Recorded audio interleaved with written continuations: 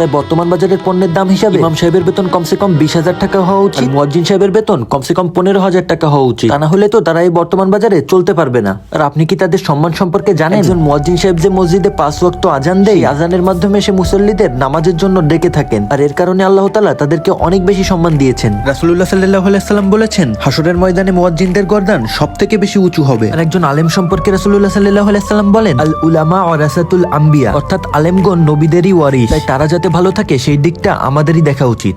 আসলে বিষয়টা নিয়ে তো ভালোভাবে আমি ভেবে দেখিনি। আমার ছেলে যদি 5,000 টাকা ভালোভাবে চলতে না পারে, তাহলে ইমাম সাহেব মুয়াজ্জিন সাহেব কিভাবে চল? কম টাকা তো তারা বর্তমানে চলতেই পারবে না। এভাবে তো চলা মোটেই সম্ভব না। তাদের বেতনে তো আসলে বাড়াই দেওয়া উচিত। বর্তমান বাজারে তো জিনিসের অনেক দাম, এই দামে তো আমরাও ঠিকভাবে চলতে পারবো না। তাহলে তারা কিভাবে চলতেছে? না, এই বিষয়টা তো এবার দেখতে হবে। কমিটির সাথে আলাপ করে এনাদের বেতন বাড়াই দেওয়ার চেষ্টা করব। আমি আমার ভুল বুঝতে পেরেছি, আমার এভাবে বলা উচিত হয়। আর ইমাম সাহেব শোনেন, আপনারা কিছু মনে করেন না, কমিটির সাথে আলাপ আলোচনা করে আপনাদের বেতন আমি বাড়িয়ে দেবো। আপনারা একদম নিশ্চিন্তে থাকেন।